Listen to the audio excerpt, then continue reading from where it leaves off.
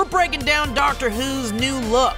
The Doctor is in! There are a few times more important in the life of a Doctor Who fan than discovering who will be taking over the iconic role from a departing Doctor. As soon as one Doctor announces they'll be retiring their sonic screwdriver, we're bombarded with months of glorious guessing about who will be picking it up. But if there's one thing that receives nearly as much anticipation as who will be stepping into the Doctor's shoes, it's the question of what shoes they will be stepping into, as well as what pair of pants, bow tie, or suspenders. From Tom Baker's scarf to Peter Capaldi's waist-length purple coat, the Doctor's costume has always been an iconic part of their character, serving to help establish their personality and visually distinguish them from the actors who came before. When we were first introduced to Attack the Block star Jodie Whittaker as the 13th incarnation of our favorite Time Lord a few months ago, it was via a video that, while exciting, went out of its way to obscure her and her outfit for the majority of the runtime. All the better to make the big reveal really feel like a big reveal.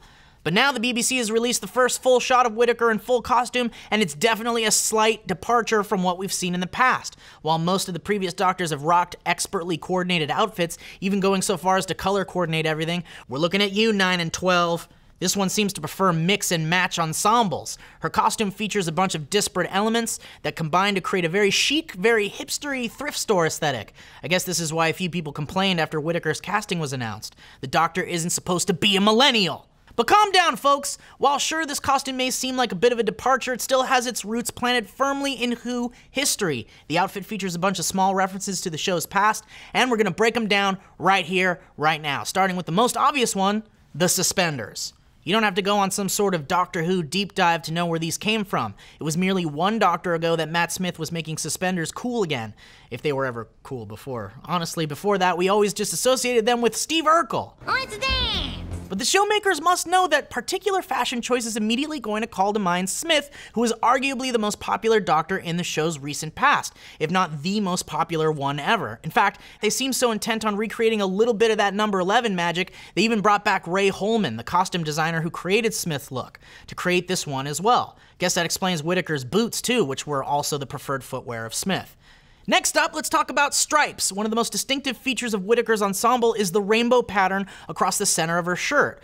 But of course, she's not the first Doctor to don such a look. Doctor number 4 was a fan of stripes as well. He just wore them in a slightly different place, around his neck. And after nearly 50 years, Doctor Who still hasn't created a look as iconic as the striped scarf Tom Baker wore in the role from 1974 to 1981. Seeing the cozy and colorful neckwear probably brings the Doctor to mind faster than any other single piece of clothing. And there's no way you can dress another Doctor in stripes of any kind, even on a t-shirt that looks like it came from Old Navy, without fans immediately thinking of Baker. Moving downward, check out those high-waisted pants! Either she's preparing for a Flood Milhouse Van Houten style, Everything's coming up Milhouse, or this is a nod to Doctor number 2, Patrick Troughton. Did I say that right? Troughton, good.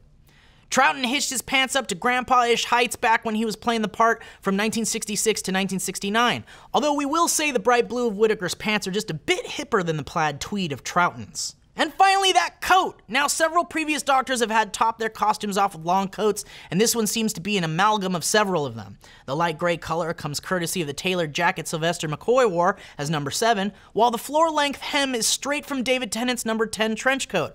Oh, I miss you, David Tennant. She even appears to have a hoodie underneath, which number 12 got into for a little while. So there you have it. If this costume is any indication, Doctor Who is clearly still in the hands of people who know and love the legacy of the show. But we'll say we're still happy to see a Doctor Who is blazing her own path, at least fashion-wise. While all the little Easter eggs are nice, they still combine to create something new and unique, and we're hoping that carries over to other aspects of the character as well. As always, we're excited for a new Doctor that's ready to take us to new exciting places, even as they stay true to the enduring things about the character that has kept them popular for over half a century.